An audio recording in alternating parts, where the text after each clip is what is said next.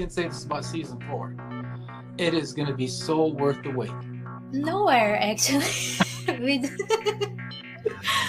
A wrecking machine. I'll take it. I'm still figuring out my own style, Mark, actually. It was great. It took 2 minutes and I had to answer, yeah, go for it. Are you sure you're not interested? I was like, don't ask me again. I can't refuse it twice. In Holland, in one country. Here is the YouTube. She got me so deep and underwater and I drank it. That's not good. You'll try chocolate from South Africa to Australia to England. It will taste so different. So it's been really amazing that it's been with you after 10 long years. The first title we were messing around with, we were going to call it Lockdown. Yeah. And then after a while, we actually kind of realised, God, this is dragging on a lot longer than what we thought it was going to be. I didn't want to give people a reminder. Our bass player has a band. We were like, let's go on the road, man. But and then it just came to a screeching halt. We had to work on like how I was biting the carrot. Like I had to do it very purposefully, you know? You didn't want a weak bite, but you didn't want a bite that was too strong. Someone jumps the stage and one of our techs just body slams him to the ground and you can see me kick him. I guess I was too distracted. I was having too much fun. Never a bad thing. Hello, everybody. Hi, Jonah. Hello. Hello, Mark.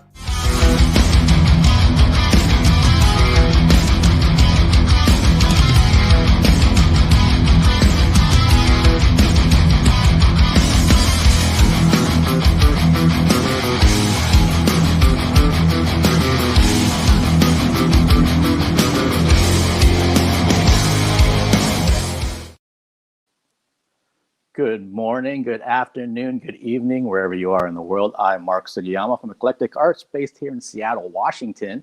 Thank you so much for joining me on this Monday, the 3rd of May, 2021. So we're into a new month since the last time I was doing a live stream. As many people know, I was just taking a precautionary break because of my second vaccine shot, and knock on wood, it was just kind of basically made me tired, and so I was perfectly fine with that compared to some other folks that had a much tougher go of it. And hopefully you're doing well and having a good start to your week here in, well, actually wherever you are in the world. And a few housekeeping things before we get to my interview today. Because of that break, I have quite a few live streams coming up, and if you want to know all the details, you can follow me as Eclectic Arts Media, one word, on Instagram.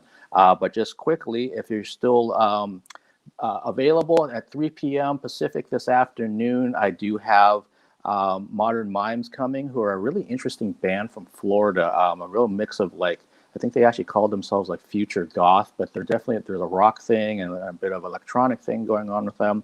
So I'll be talking with them this afternoon, and I've got an interview tomorrow on Tuesday. I've got Television Star on Wednesday. I've got 2 on Thursday. I've got 1 on Saturday and 1 next Monday. And actually there's 1 next Tuesday, I believe, too. So again, if you follow me as Eclectic Arts Media on Instagram, that's where I post everything first. And then some of that information I migrate over to Facebook, but not all of it. So Instagram's where I choose to do the most promotion for me because it's very content oriented and less drama.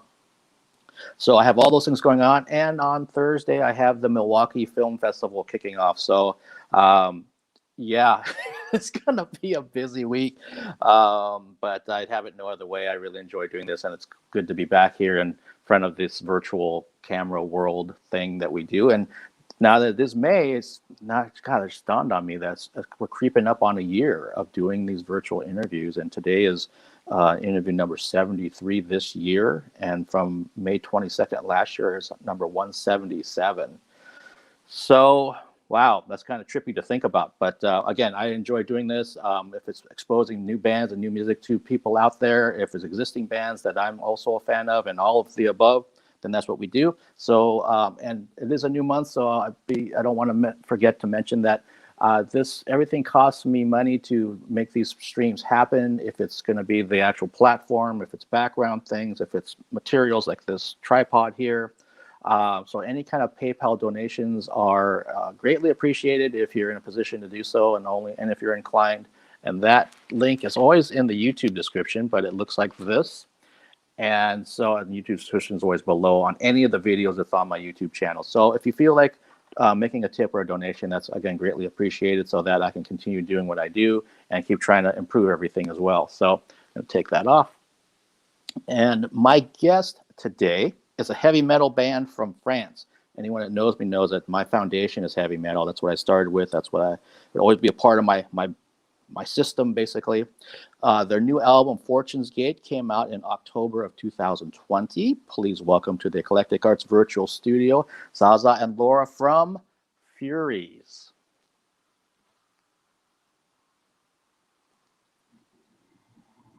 Hello.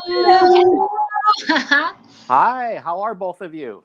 Yeah, very fine. Awesome. Thank you so much for taking the time. It's going to be awesome to get a chance to talk to some fellow metalheads. I always love it when I have metal guests on because I feel like I'm with my people to a certain extent. And as we were talking, pre-show and when I've been talking with most of my guests, how would you describe Furies as a band to someone that doesn't know who you are? Linda, go ahead. If you want to say, go ahead. Yeah, we're a mixed band. We are 2 girls and 2 guys, and we play heavy metal and very viral heavy metal. I think we have a base of really heavy metal like Judas Priest, Iron Maiden, and then we add some elements like thrash metal, a little bit of black metal, hard rock. It's a mix between all this with a clear voice, my voice. And the drummer, it's very rare that we have a girl at the drums, so I'm very proud to meet Zaza Batory. Because if you want to know maybe after how the band is getting formed, yeah. Has been created. Yeah. In fact, the band has been created first with just girls, but when I met Linda, it was like the band really started to take form. Yeah. Okay, I was just going to say, so let's kind of talk about that. I know when I was looking through some old live clips that fans had posted on YouTube, I saw one where there was an all-female lineup from maybe like 2015. So that's kind of how the band started then with all females, and then it kind of changed to what it is today. Yeah, actually, we were 5 girls, and Linda joined the band to replace the bass player. But when one day the singer wasn't here on rehearsal, so Linda tried something on the vocals, and I was like, oh my God, I have to get rid of the bass player and the singer and take Linda on the bass and the vocals. Yes, I think it was really a great meeting with Zaza Batory because I created my own band at the side, but we said so we have to play together. It's, I don't know, it's written somewhere in its destiny, and things moved on, and naturally we found the lineup change, and so we met boys. Yeah, when laser. Yeah, when Linda and I really started to connect during this journey with the band and the girls and everything, the 2 guitar players, they decided to leave the band because I think they didn't have the connection Linda and I did. So we hired the 2 guys and we had this connection back again. So it was great to have a band, not only with girls, just to hire people just for their abilities,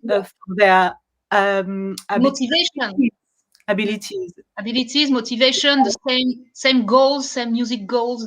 We are looking at the same direction. So it's, I'm very happy to say that, but we are very happy, I think. Yeah. Well, that says a lot. If you're very happy about things, then that tells you that you're heading in the right direction. Then with your band members, and also where the band itself is going. Then, having been a musician myself for a long period of time, I know when my gut tells me something's not working right with somebody, and sometimes you can kind of part amicably, and sometimes you don't. You just have to kind of go your own ways. And I think it's the most difficult in a band. It's to find the right lineup. It's really important to have a connection with people, in connection in everything, in a human, in the human plan. I don't know how to say that. Human and musically to fit. Yeah, it's like they've said for many years that being in a band is like being in a 4 or 5-way marriage. I mean, there's so many. Yeah, of course.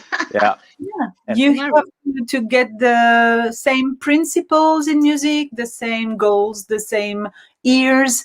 Maybe you're not obliged to have everything in common, but it's only like being well together and feeling well when you play music, and just it's all about fun. In fact, the first thing is to have fun. So it's really important to. So here we are. That's great. Well, and maybe you can also educate me for the style of music that Furies does. Is that popular in France? The kind of traditional metal sound? No, not at all. Not really. Well, we have a scene like a lot of extreme metal, like black metal, death metal, and thrash death metal. But in heavy metal, well, we are few bands, I think, and whatever we are still here. We are playing music that we want to play. So, but people appreciate. I think people appreciate it. When we play and with several bands, and then they listen to heavy metal, it's like of course it's because we have a lot of melodies on our songs, so I think we are appreciated by people. Okay, no, that makes sense. And so that kind of begs the question for Linda and Zaza: how did both of you get into heavy metal? How did you get into the style of music? For me, it was in my early teenage years. So, like everybody else, I guess it's. I discovered with my grand sister. She lent me some cassettes, some tapes of Metallica, and then I just wanted to listen only metal once I discovered Metallica, and so after like lots of people, I discovered Sepultura, Slayer, and I love thrash metal and death metal. And during all this violent scale going up, there was always this heavy metal 80s vibe going on, because one day when I was like 15, someone lent me a tape of Judas Priest. It was like a revelation for me, but it was not very hip to listen to that. So I was listening to this like as a guilty pleasure. During the 90s, it was a bit like lame to listen to Judas Priest because it was not their best time in their career. And but I really loved this band, and I was like, oh my god, I just want to listen to it all day long. So yeah, this is how to resume a bit. Okay, and Linda, how about yourself? How did you get into metal? Very, very. When I was young, I was in a flea market, and I saw at the very far away like a pin shining, sparkling, and I saw it was a Megadeth pin from it was Rattlesnake, and I really loved the image, and also the image of Iron Maiden, and so I started to listen to that music, and I was like, wow, because I really loved music when the music with electric guitars on it. So I discovered it, and so step by step, leading to the classic ones, and it was has a Zaza battery like a revelation, you know. Wow. And I'm still here and forever and ever till death. Yeah, but it's always the same when you talk to metalheads. In fact, there is always this moment when they have a revelation, like, wow, this is what I want to listen to during my whole life and the whole day after and after. And it's always like hard stuff, and nobody knows how to explain it, but metal is about energy and positivity, even if people don't think so. But it's really positive energy to when you're teenage and you're a bit like shy and everything, and you have this liberating energy. And it's so important it was really important for me during my teenage years to discover that. It helped me a lot, in fact. Yeah, It no. gives strength. Yeah, I think you're right. I think for everyone, including myself, that if you're a metalhead at some point, yeah, there was some either a song you heard or a band you saw or something that just kind of it just clicked, and you're like, yeah, this is what I've been looking for. And like I mentioned to both of you before we went live, that for me that band was Kiss back in 1979, and I was 8 or 9 years old when I saw them live, and it just became that I saw all these other bands, and it becomes like your foundational piece. And hi, Queen, thank you for joining us. And Queen just asked a question about do either of you like Arch Enemy? Did you see my poster?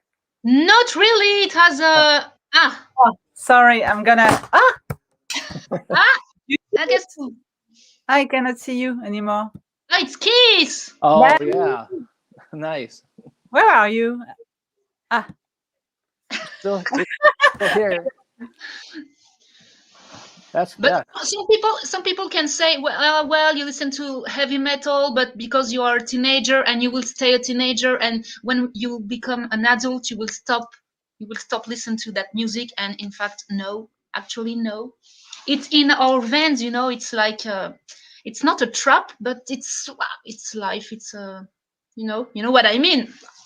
Yeah, I know exactly what you mean, because people told me the same thing. It's a phase. When you get older, you won't listen to it. And it's like, no. I mean, do you say that about any other genre of music? If someone grew up listening to jazz or listening to pop or listening to folk, do they stop listening to it? It's like, no, metal's exactly the same way. You still listen to it all the way until you die, basically. Exactly. Yeah. Hi, Steve. Nice of you to join us down in Texas. Steve's a strong supporter of the channel, so it's always great when he gets a chance to stop by before his next stream that I know he'll be checking things out pretty soon. So let's talk about the album. So is the album considered your first full-length record? Yeah, it is. It is our first ever album. Linda did some albums with her former band, but for Furies is the first one. Yeah. Okay, and so when it came out in the fall of 2020, was it recorded during the pandemic lockdown time, or was it recorded before then? What was the timeline like? It was recorded in 2019 during the summer, and it was like 6 months before the lockdown in France. I don't know when was yours, but in the US, but in France it was in March. And we already set up all the release, so we decided to release it even if it was during the lockdown, because we didn't want to wait anymore. It was a long time we were working on it. Yeah. So yeah, it was released like more than a year after the recording, in fact. Yes, because we wanted to release the album surrounded by professionals. So Yeah. to release it in a really good way for a first album, I think it's very important. Yeah, it is very important, and you're right. Every step, especially for a debut full-length album, that you want to have all those pieces in place, all the promotion, getting to the right channels, music videos, everything else that's important to a band. Because if you're missing some of those pieces, then all your hard work going into those songs, into that record, it doesn't quite go as far as you would hoped it had gone, because you're missing some of those pieces. So yeah, it makes sense. Exactly. And so the songs that ended up on the album, were those basically the songs you've been playing for, quite a few years, or were they just strictly written for this record and now you can't wait to play them live? Some of them were already, we played them, some of them on stage already, but actually the Fortune's Gate song was finished just 1 week before the studio recording, and we never played it on stage, and some of the songs were just played like once or two, but that's all.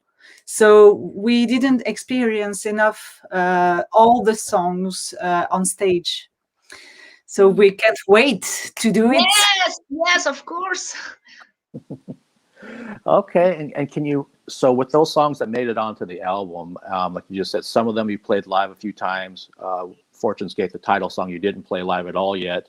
How do you write your songs? Does someone come up with a riff? Does someone come up with drum stuff? How do you tend to put your songs together?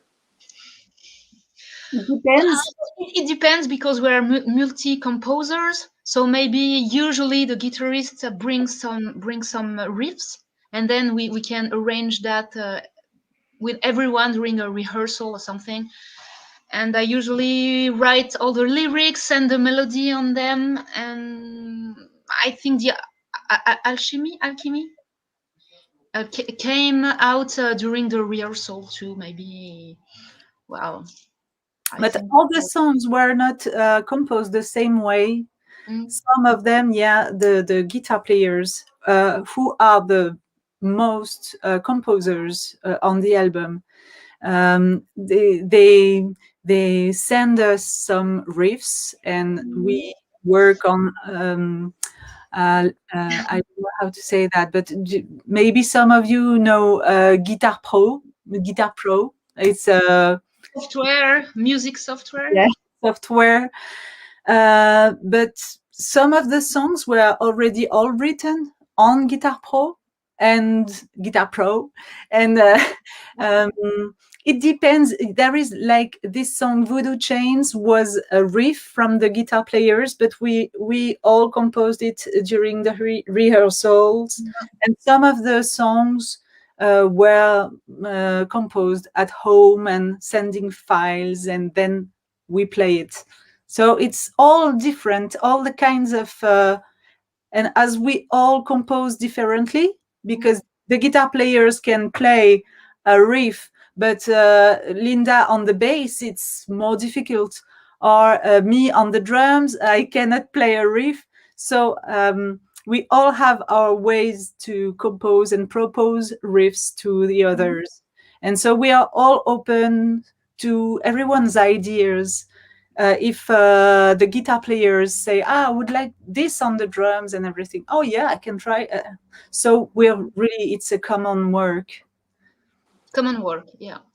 Okay, that's cool that the songs they're written. Each one could have been written differently or put together differently, but it's definitely a band effort with these songs. Yeah. Okay, and I see Queen saying, "I like these girls; they are nice." And yeah, Steve, no problem that you're driving. Things are going good in my world right now because I get a chance to talk to these lovely ladies. So, and they're metalheads, so that's even better. And, I'm curious. So with Zaza, with you being the drummer in the band and Linda, you being bass and vocals, what got you started on your instruments back in the day? So were you doing lessons? You were self-taught, a bit of both? Well, back in the days, I used to do a lot of jam, with old friends, and I was singing since I was really young. And then in my previous band, they needed a bass player, so I took the bass, and they say, "Whoa, so it's okay, so stay at the bass player," because I began with the guitar, electric guitar, and so I stayed at the bass, and it was okay, it's cool. And I also had a covers band, like I had all-female tribute to Iron Maiden. And so I played and I sang, and then and then in this I found I think my right place That is to say, I like to sing and to play bass. So I think I found the right band and the right people. Okay. And for me, it was a really classical education. My parents put me in a special school where you go to school in the morning and the conservatory in the afternoon. And so I was playing the oboe. And then I learned, when I was 9, I started classical percussions. And that's where I discovered the drums. And so when I was 14, I decided to do only the drums. And so I like to, it was hard for me to go inside the rock and metal environment, musical environment, because I was so used to classical one. And it was difficult for me to improvise. So I learned with the drums. Thanks to the drums, it made me open my musicality because before I was only on the scores and I was reading the scores and everything. But in Furies, I still compose with scores. So that's cool because it gave me something for metal. Classical music gave me something for metal. So it was cool. Yeah, that's awesome that you have basically the best of both worlds. You have a classical background, you've got a metal background now, and they've kind of helped each other out. Yeah, because we learned, all the 4 of us, we learned how to communicate because we don't have the same music language. But thanks to Guitar Pro, I can write my scores, and the guys understand. And so when the guys write their scores and everything, we learn to communicate like this in music, and it's really cool. And I want to also kind of talk about that. The music video for Antidote came out a couple weeks ago, and is that something that was done like a while ago and then you just released it, or was it like done fairly recently? It's quite recent. It was filmed in February. Okay. Because we didn't know how long this lockdown was going to last. So we decided to do a residency. We worked during a week in a venue because all the venues are closed. So they are happy to welcome some musicians to work on stage, use all the gear and the lights and everything. So we went there. We went at this venue with all our technical team, who are really talented. Our sound engineer Max and light engineer and everything. So we could work on concert and the scenography and everything. And so we decided the last day to film it, just to see how it goes. And when we saw the videos, we thought, oh, okay, we should release that. It's cool. Yeah. Okay. Yeah. No, it came out really well. And so since you took that time to work in the club that wasn't officially opened or anything, did you film more than one song for like a future video release too? Yeah. Maybe yes, maybe not. We don't know. Oh yeah. And we were filming also to see ourselves how we were on stage, in order to prepare the further shows, because we can stay just like this during a whole year, a pandemic year, doing nothing. We have to rehearse, to work, to create new songs. We can't just be like that, waiting for what. We have to keep on working. Oh yeah, and it makes sense. And there's been other bands I've talked to too that when they've had an opportunity to work on one video, they ended up filming like 3, and they're just going to put them out in 2 months time, 6 months time, kind of a thing. Because there's a huge question mark over about when can we actually get back out on the road. And since we don't know, we better figure out something else then in the meantime. And that kind of begs the question: is the band ever considering doing any kind of live stream show? Yes, we considered the question to do a live stream, but we thought that how do you say that? It's too much energy to work well the songs, and we prefer to do other things, because and we preferred real gigs, with the contact with the people and all that, not just you are just sitting on your sofa and you are just seeing the band like that. Oh, it's good. Oh, it's not good. Blah blah blah blah. No, we have to. It has to be a real experience.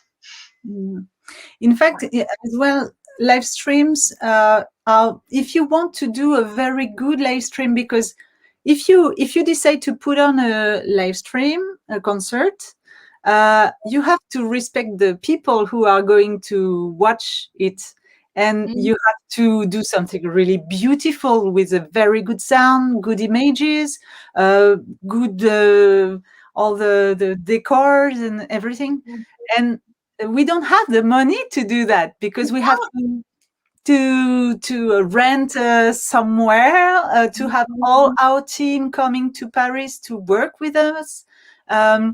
It's a lot of cost for a band like us. Maybe if we were sponsored by anyone, like, okay, let's do this.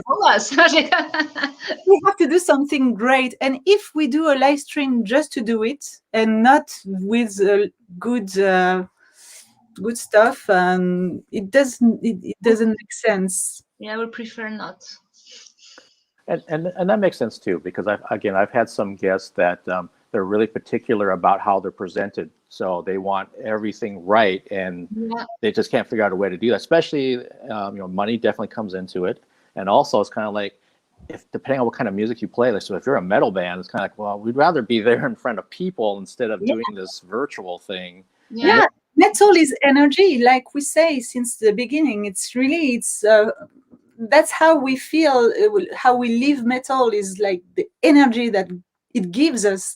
And when I'm one of the people who likes to watch a very good concert on my computer, because I love the artist and I love to watch concert, but it's not the same. It's not what we expect from a concert, to have this on the screen and not being able to interact with the people in the audience and the band. So that doesn't make sense for me.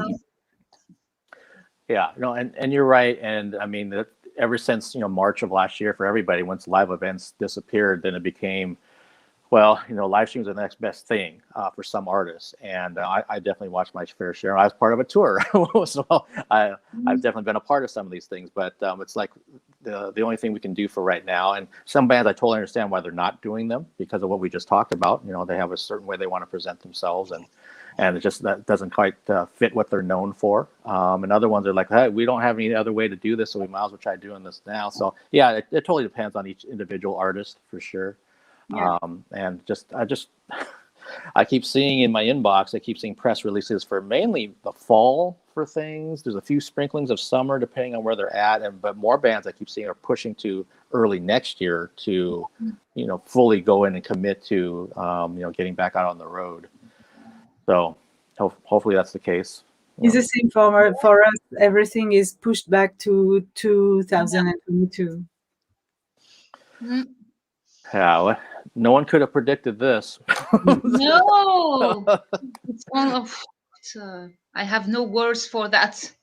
If I knew that, I know I can stand it.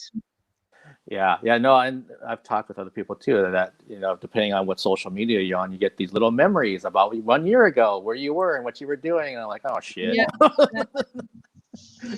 Now it's more than 1 year. Yeah, it's more. Yeah. Oh well, yeah. You're welcome. I see something came through in French, just saying thank you for doing the interview with you guys, ladies. So that's nice. I appreciate the support. And so you've kind of teased that there's probably another music video coming up down the road. And are you having a chance to work on, sounds like a few maybe song ideas for album number 2? Are they kind of in the basic stages? Yeah, we are. we will release another video shot in this last residency, and it will be on the Fortune's Gate song. So as we didn't play it live, we never had the chance to play it on stage. We will release it on stage. Virtual. In future weeks, we will release this video. And we already started to compose the second album. So for the moment, it's only in our heads and in hands and feet and everything. So yeah, we are still working. It doesn't show, but we are still working. Okay, well, no, and that makes sense, and I'm really glad to hear that you're working on some ideas and things for album number 2, and eventually it'll start to become yes, of course. Yeah, it's actual songs that eventually the fans will get a chance to hear. And Linda, one thing I'm kind of curious about, even though like with traditional metal bands, a lot of the vocalists sing in a clean style. Was that something that you specifically knew that you wanted to do? Because obviously, like right now, there's a lot of female vocals that are doing the growls and they're doing a mix of things. Did you know that you wanted to stay clean all the way?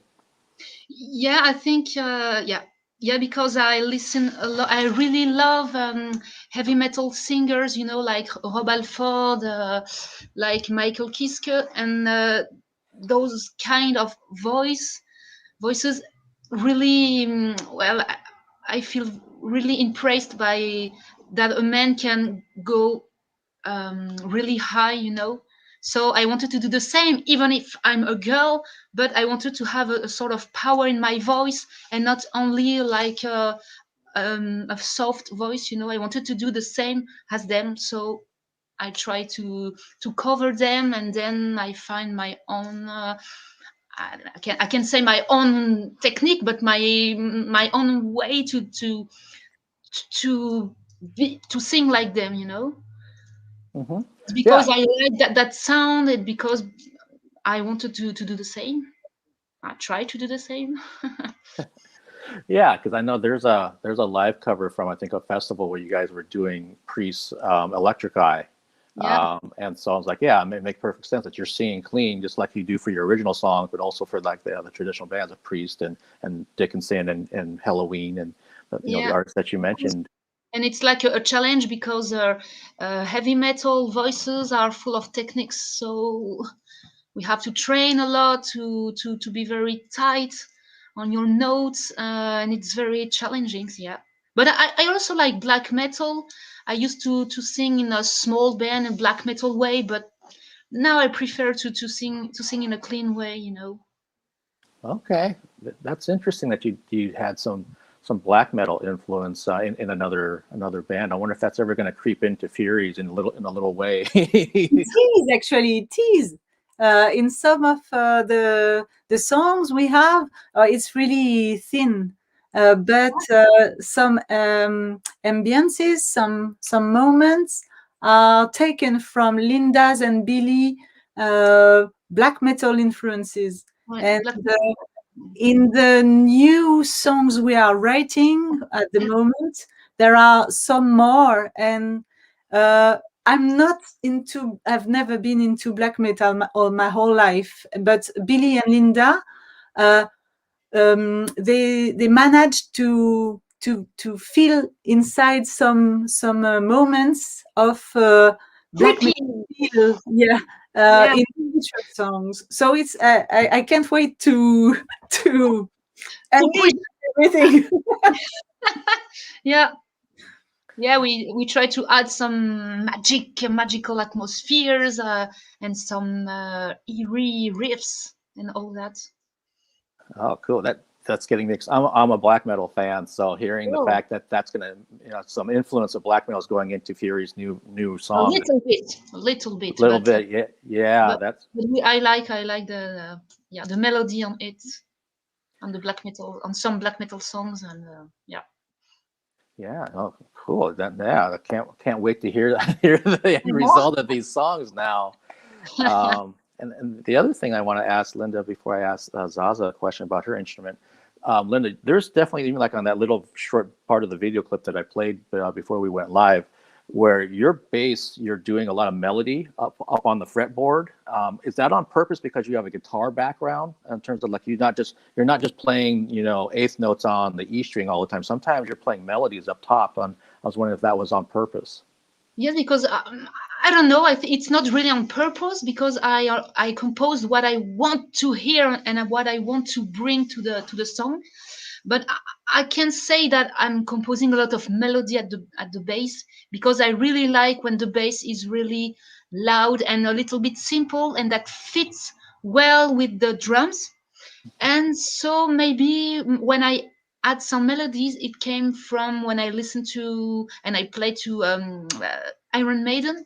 You know, Steve Harris, the way he's playing. So I had this inspiration by thanks to him and also Geezer Butler, and I really like this kind of bass, you know. So it's not really on purpose. It's why I feel and what I can bring to a song, you know, because I don't want to cover the guitars, you know. A bass still be at the right place, you know. Yeah, I don't know if I'm really clear on what I'm saying, but yeah, no, you're making sense that the bass, you don't want it to be too busy because then it becomes just a mess with the guitars. But at the same time, sounds like your influences of Steve Harris and Geezer Butler, they're just kind of coming out through how you play. So that's why sometimes those things are happening. Yeah, exactly. And I think that's yeah. You sum up everything. Yeah. Okay, cool. And then, so Zaza, what kind of drum influences do you have as a drummer? But it can be a lot. In fact, actually, I don't really know what would be the influence, but mostly because I listen to so many kinds of music, even classical or maybe like 70s prog stuff, because I love some old 70s prog stuff. And I like during the rehearsals, there are some little stuff I take from Jen Hoagland or Dave Lombardo, because they are, and sometimes as well Igor Cavalera, because they are the metal drummer I used to listen the most. But the drums are the instrument that I learned myself. Even if I learned classical percussions like classically and at school, drums, it's when I left school and I decided to do this instrument myself and to learn it with tapes and CDs. So I don't really know what are my influences, but I know that sometimes I take one stuff there and one stuff there, or sometimes I listen to a Dream Theater and I realize, oh, sorry, this is my boyfriend. Oh, it's French wine. He's here. Really nice boyfriend. Hello, everybody. Sorry for the wine. I just wanted to say merci. Santé. Santé. I listened to some Dream Theater, and I listened to the stuff I listened to when I was like 15 years old, and I was like, oh, this is where I learned that. I didn't remember where I took this pattern.